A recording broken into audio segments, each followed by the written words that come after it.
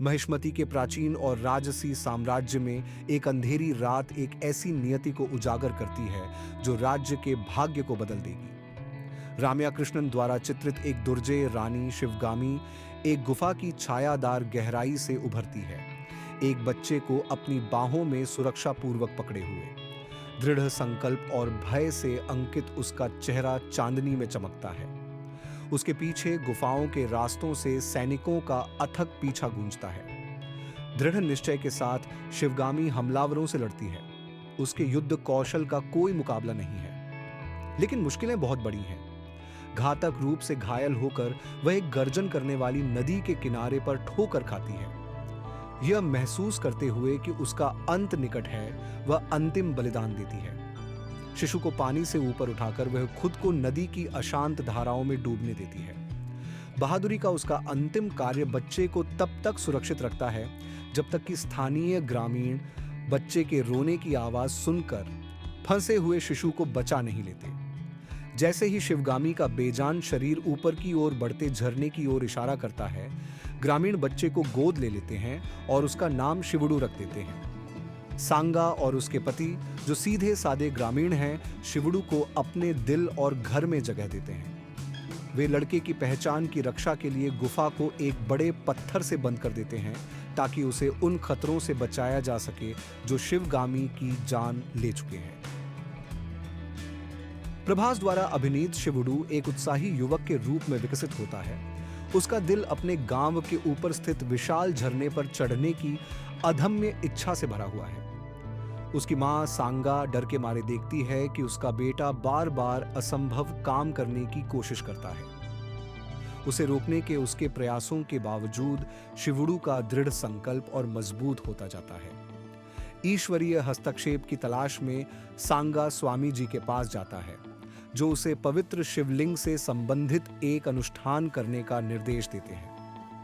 अपनी मां की दुर्दशा का पता चलने पर शिवड़ू विशाल शिवलिंग को अपने कंधों पर उठाकर झरने के नीचे रख देता है, जो उसकी अटूट भावना का प्रतीक है। तभी ऊपर से एक रहस्यमयी मुखौटा गिरता है, जिससे एक ऐसी साजिश शुरू होती है जो उसके संकल्प को और मजबूत करती है। मुखौटा पकड़े हुए उसे एक खूबसूरत महिला के दर्शन होते हैं, जिससे एक बार फिर झरने पर चढ़ने की उसकी इच्छा जागृत होती है। तमाम मुश्किलों के बावजूद शिवड़ू झरने के शीर्ष पर पहुंचकर एक नई दुनिया की खोज करने में सफल होता है। वहां उसकी मुलाकात अवंतिका से होती है, जो एक भयंकर योद्धा है जिसका किरदार तमन्ना ने निभाया है, जो अत्याचारी राजा भल्लाल देव के खिलाफ लड़ने वाले विद्रोही समूह से संबंधित है। शुरू में शिवड़ू पर शक करने के बाद अवंतिका का दिल नरम पड़ जाता है, क्योंकि उसे उसके असली इरादों और उल्लेखनीय कारनामे के बारे में पता चलता है। शिवड़ू, जिसे अब शिवा के नाम से जाना जाता है, कैद रानी देवसेना को छुड़ाने के लिए अवंतिका की सहायता करने का वचन देता है। उसे पता नहीं है कि देवसेना उसकी जैविक मां है, जिसे भल्लाल देव ने 25 साल तक बंदी बनाकर रखा है।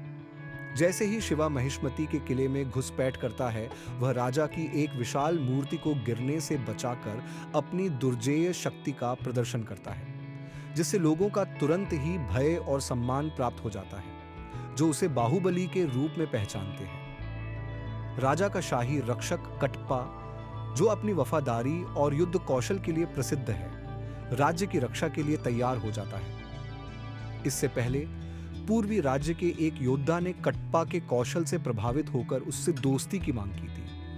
हालांकि कटप्पा की राजसी निष्ठा उसे शिव पर हमला करने के लिए प्रेरित करती है, उसे अपनी असली पहचान का एहसास नहीं होता।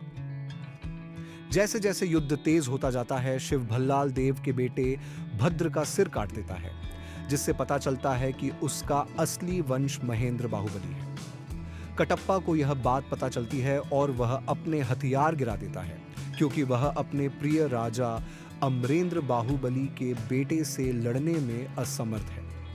शिव का दत्तक परिवार वहां पहुंचता है और अपने बेटे के नाटकीय स्वर्गारोहण को देखता है। एक फ्लैशबैक सामने आता है जिसमें अमरेंद्र बाहुबली और उसके चचेरे भाई भल्लाल देव के बीच की भयंकर प्रतिद्वंद्विता का पता चलता है। दोनों को युद्ध और शासन की कला में प्रशिक्षित किया गया था, लेकिन उनके दृष्टिकोण बिल्कुल अलग थे। अमरेंद्र नेक और न्यायप्रिय लोगों का दिल जीत लिया, जबकि भल्लाल देव निर्दयी और सत्ता का भूखा किसी भी तरह से अपने लक्ष्यों को प्राप्त करने की कोशिश करता था।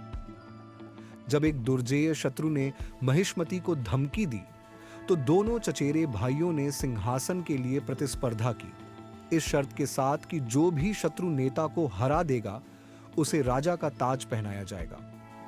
भल्लाल देव की चालाक रणनीति और निर्दयी वध के बावजूद यह अमरेंद्र का नेतृत्व और बहादुरी थी जिसने युद्ध जीता। हालांकि भल्लाल देव ने आखिरी समय में दुश्मन नेता को मारकर धोखे से जीत का दावा किया। सच्ची वीरता को पहचानते हुए शिवगामी ने अमरेंद्र को सही राजा घोषित किया, जिससे भल्लाल देव को बहुत निराशा हुई। कटप्पा की राजगद्दी के प्रति वफादारी एक दिल दहला देने वाले विश्वासघात का कारण बनी, जब उसने शिवा को बताया कि उसने ही राजा के आदेश पर अमरेंद्र बाहुबली की हत्या की थी। यह रहस्योद्घाटन शिवा को तोड़ देता है, लेकिन साथ ही अपने पिता की मौत का बदला लेने और अपने सही स्थान को पुनः प्राप्त करने के लिए उसके संकल्प को भी मजबूत करता है। महिष्मति की गाथा वीरता, विश्वासघात और एक सच्चे राजा की अमर भावना की गाथा है। जब शिव भल्लाल देव का सामना करने और न्याय बहाल करने की तैयारी करते हैं, तो अतीत की गूंज गूंजती है, जो उन्हें उनके भाग्य की ओर ले जाती है। बाहुबली की कथा जारी है, बलिदान, साहस और सम्मान की अथक खोज की एक कालातीत कहानी।